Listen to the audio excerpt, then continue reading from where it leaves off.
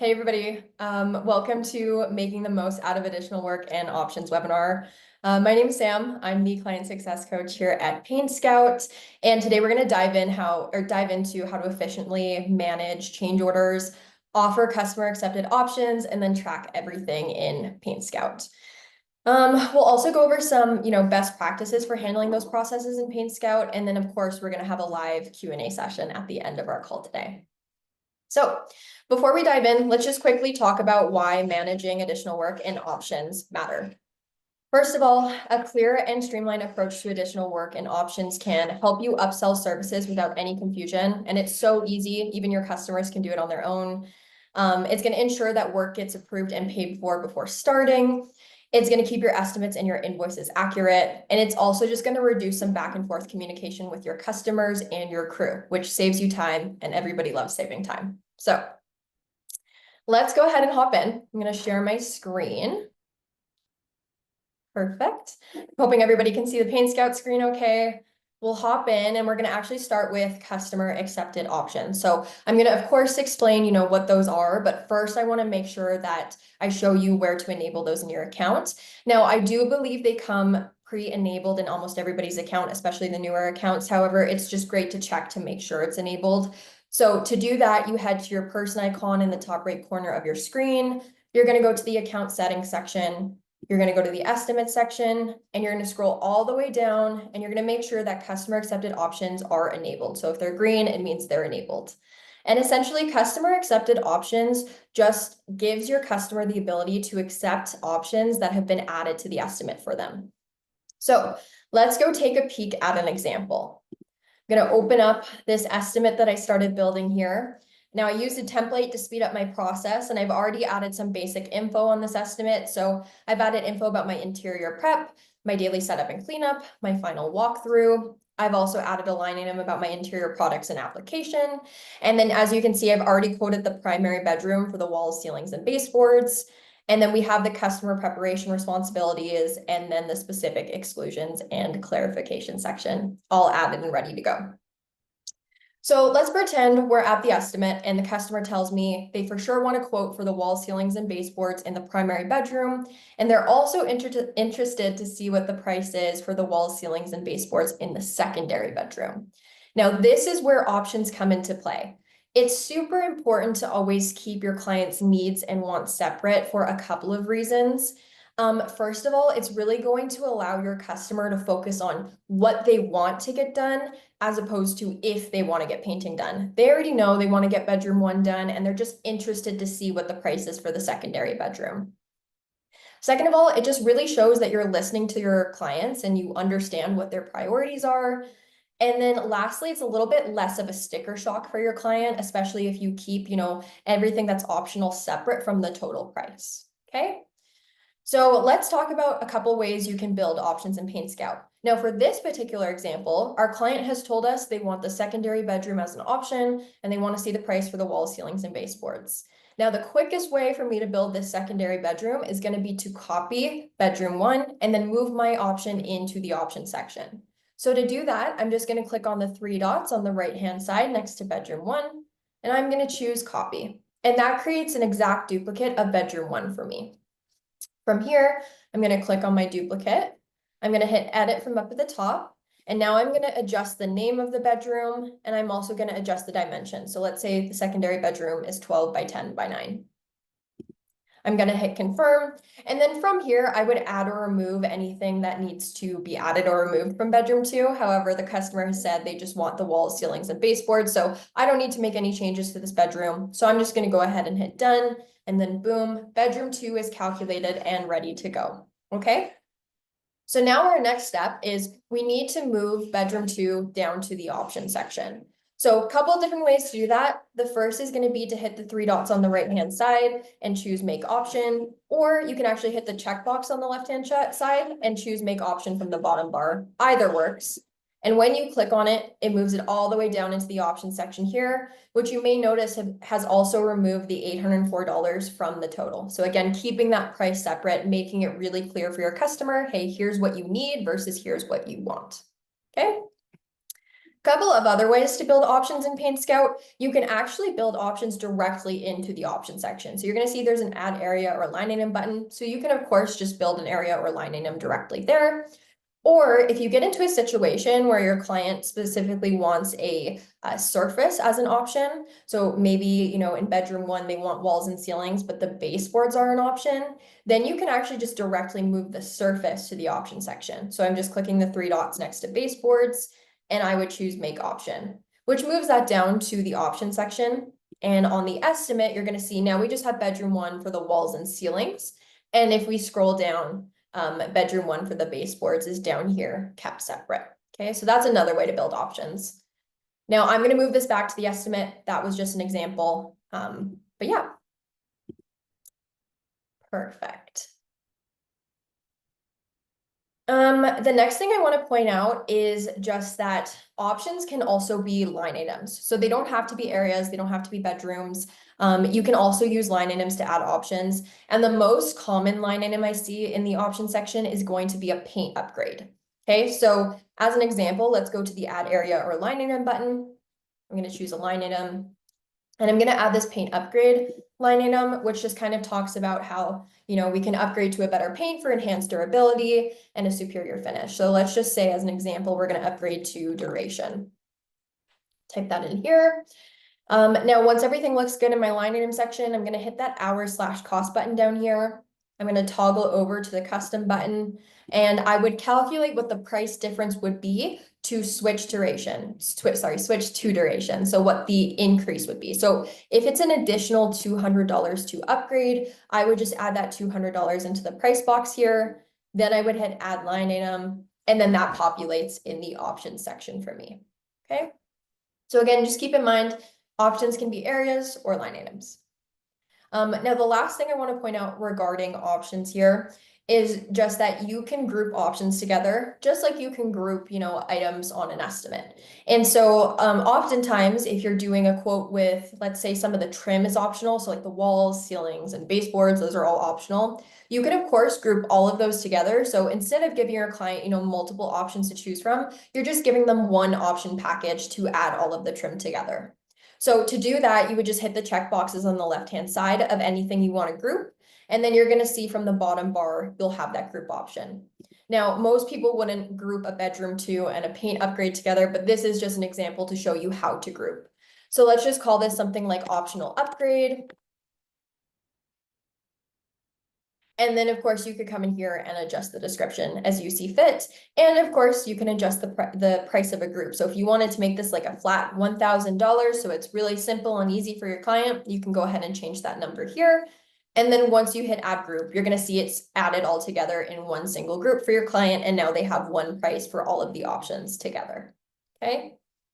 Again, that was just an example. So let me go ahead and ungroup that, and we'll go back to our 2 separate options.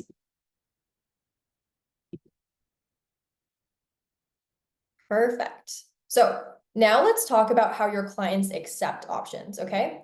So I'm going to go into preview and accept mode. So I'm going to the drop-down menu next to send, and I'm going into preview and accept. And so keep in mind, this is the setting that you use when you're presenting, you know, on site, but it's also an exact copy of what your client sees if they were to open the estimate link from their email, okay? So this is exactly what your client sees. So we have the estimate with the big accept estimate button right up at the top. And as we scroll down, you're going to see we've got the price for bedroom 1, the subtotal, the total, and then we have this option section. And as you're going to notice here, your client has these little buttons where they can click add option. So if they were looking through this estimate and they decide, you know what, we're going to move forward with the bedroom 2, they can click add option, and that's going to move it up to its own options added section. And you can see here, it does add that 804 to the total of the job. Same thing with the paint upgrade. If they wanted to go ahead and add that, they're hitting the add option button, and it's moving it up into the options added section. Okay. If that was a mistake, or if they were just trying to see what the price is with them all added together, they can also hit the remove button and move it back down. Once they're good with their decision, they can then go ahead and hit the accept estimate button. It's going to prompt them to sign. Hit the accept estimate button once again. It's going to load. And then you'll obviously see the options accepted section on the estimate. So your client sees that. You're also going to see that on here as well. If we scroll down, there's the options accepted section. And then scrolling all the way back up to the top, I'm also going to hop over to the work order just because I want to show you that the bedroom 2 has automatically been added to the work order. So this does alleviate some back and forth with your crew as well, because you don't really have to make any changes to the work order. It updates automatically for them on their end too. Okay, perfect. So now that we've gone through and I've kind of showed you, how options work in PaintScout, now let's talk about how you can stay on top of your options, okay? So in PaintScout, you're going to have this reports tab up at the top of your screen. So go ahead and click on that button, and you're going to see under the estimates report, we do have an options accepted report here. So when I click on it, you're just going to see in here, we've got a filter on the right-hand side, so you can filter by date, type, user, total, contact. There's also an export button if you want to export all of this info into a CSV file.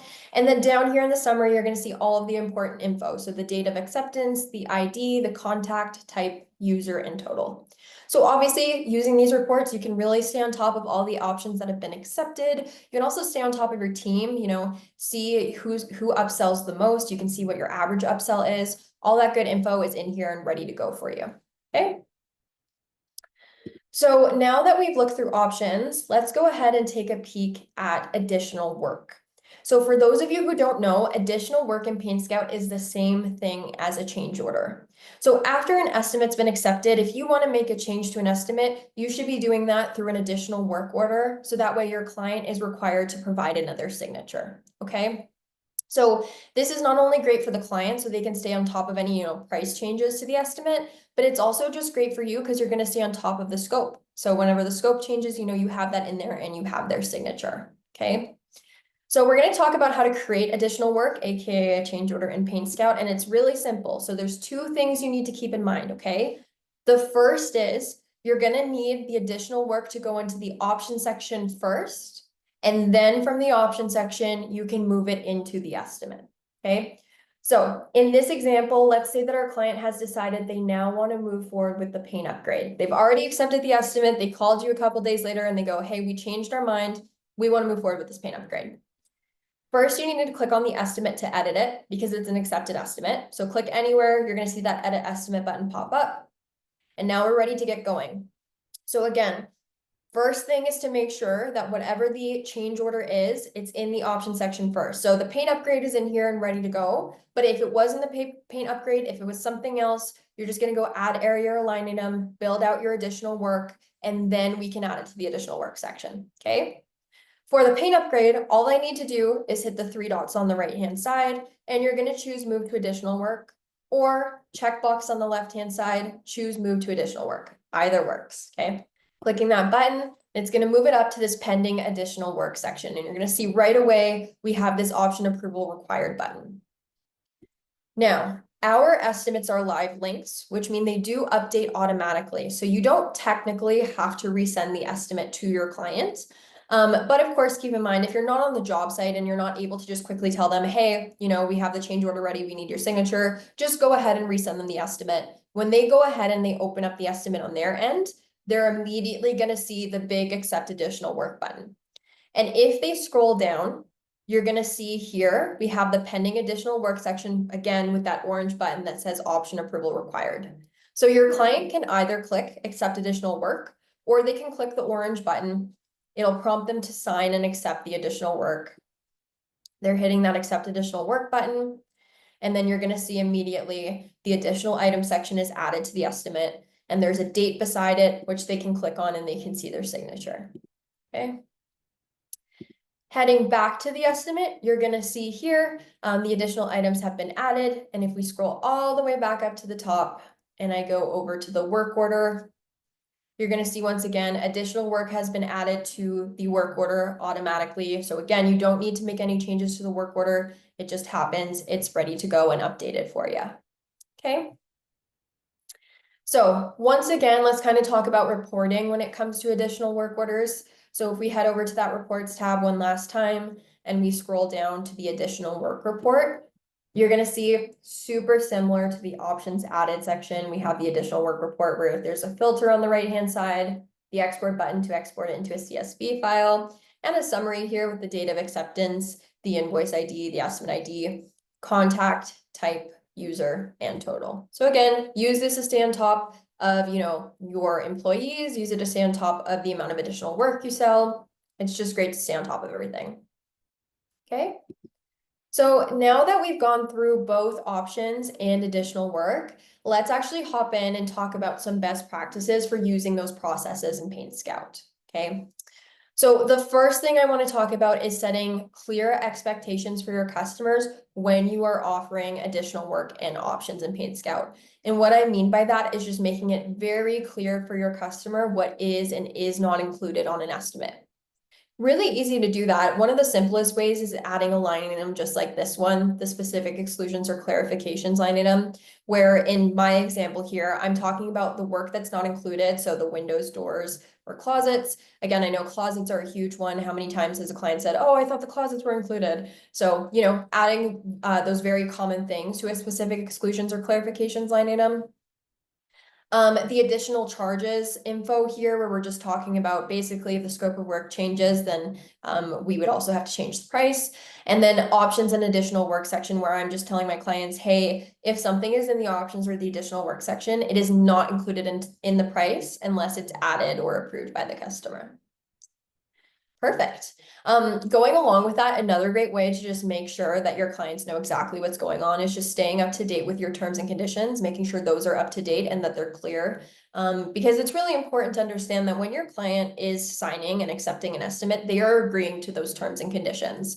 So just making sure, again, those terms and conditions are correct, they're what you want them to be, and they're good for your client to agree to them. Perfect. The next best practice for, additional work orders and change orders in PaintScout is just going to be to use the reports tab, like we've already taken a peek at, staying on top of the options accepted and the additional work report, just to make sure you know exactly what's going on, what's been added to which estimate, who's selling the work, all that good stuff. Now, the next two best practices I want to talk about are very important. So I'm going to slow down a little bit and just take a moment to talk about these, but essentially, if you are invoicing in PaintScout, the best practice is that any additional work orders needs to be done on the invoice rather than the estimate, okay? That is because once an invoice has been created, the link between an estimate and an invoice is broken. So that means if you make a change to the estimate, it does not update the invoice automatically. So because of that, you're going to want to do any additional work orders directly on the invoice if you are invoicing in PaintScout. And that's because the invoice is going to be the very last document that you send to your client. So as long as you're doing the additional work orders or your change orders on your invoices, you'll know that the invoice is always the most up-to-date document in PaintScout. And then the fourth and final best practice goes along with that. It's going to be about the work orders. So if you didn't know, invoices have work orders just like estimates do, okay? So these work orders work the same as the estimate work orders. As you make a change to the invoice, the work order updates automatically.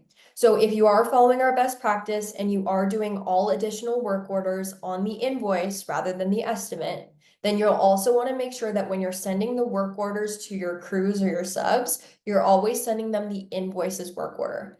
That way, if a change order does occur, it will update automatically on the work order because you've already sent them the invoices work order. So really important. So as a recap, just making sure if you are invoicing in PaintScout, all additional work is done on the invoice and all work orders being sent to your crew belongs to the invoice itself. Well, I know that was a lot of info really quickly. But if you guys want to go ahead and drop your questions in the chat, we'll get into those now. We'll start the live Q&A session. Why doesn't it not allow you to group items sometimes? That is a great question. Let me see if I can pull up an example for you. Let's make a copy. We'll call this one bedroom 3.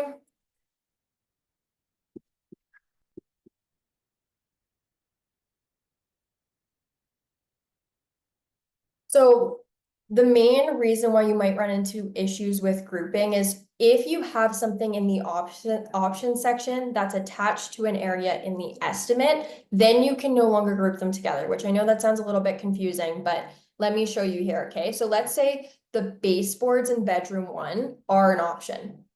If I move the baseboards down here and I go make option, done. Now, if I went into here and I tried to group bedroom 1 and 3 together, it will not let me group it together. And that's because bedroom 1 is already broken up into the estimate and into the option section down here. Excuse me, sorry. So if you have something attached to that area in the option section, you will not be allowed to group it, okay? So as a workaround, you can actually create a separate bedroom 1 in the option section. So instead of like what I did here where I move the baseboards down, we'll just go ahead and delete those baseboards. Gonna hit done. And I would build bedroom 1 directly into the option section here. I'll add my baseboards. And then now you'll be able, you can see here, to group bedroom 1 and bedroom 3 together. Okay, so that's a bit of a workaround for you. How do I get my default paint products to show up in the dynamic fields? Okay, so basically you need to assign a default product. I hope I'm understanding your question correctly. You need to assign a default product from your account settings in the production rate section, okay? So for example, if we open up your walls right here, you should have a default product assigned. And as long as you have a default product assigned here, anytime you add, walls to an estimate, it's gonna auto-calculate with Sherwin-Williams duration. I hope that answers your question, Brady. How can you add a new and unusual material to an estimate? So first step is going to be adding the material to your product section in PaintScout. So I don't know, what's a unusual product? Do you think I can spell elastomeric? I don't know if I can. I don't know if that's how you spell it, but we'll say elastomeric paint. You'll add it in here. You're going to add your coverage rate, which is probably super low for an elastomeric. And then whatever your price is, I don't know, let's say it's like $100 a gallon. Sorry, guys, my Zoom chat is in the way there. $100 a gallon, we're hitting confirm. And then that's not a default product, right? So when you're building an estimate, that's an interior. Let's go to an exterior. So when you're building an estimate and we go and we add, maybe we're doing like a shed, and the shed is, I don't know, 25 by 10. We hit confirm. Then when I go to add my siding, I can click on my siding. I'm going to hit the add product button and I'm going to choose my elastomeric paint. And that should auto calculate for you there. And if there is a product already assigned, let me see if any of these already have products assigned. They don't. You can always switch the product on a per estimate basis as well. So if we go to the estimate that I was working on and we open up my walls, you can see the materials has already been added. But if you need to switch it, there is this change button down here where you can then choose from your list of products. You can adjust the paint cost in the work order, but how do you adjust it when an option has been added? That's a really good question, Dennis. I might have to get back to you on that. I do believe that any options added, it's just added to this paint cost here, which you can obviously still edit because options are going to happen before the estimate is accepted. It's more so the additional work, but the additional work section should stay separate down here with the paint prices as well. But let me double check on that for you, Dennis. Do you mean in the product description up here? Or are you talking about the product, like the pricing next to each individual surface? Okay, well, I will wrap it up here. So I just want to say thank you everybody so much for joining today. We really appreciate it. Keep your eyes peeled because I will be sending a link to the webinar recording and a quick feedback survey in an email later this week. Regarding the feedback survey, we would really love to hear what webinars you would like to learn more about. So definitely fill out that survey if you can. Please don't forget to join our PaintScout Pros Facebook group and stay in the loop on any upcoming, webinars or connect with other pros. And yeah, once again, I just really appreciate everybody being here. I hope you guys have the best day and I will send you guys an email soon. See you, everybody.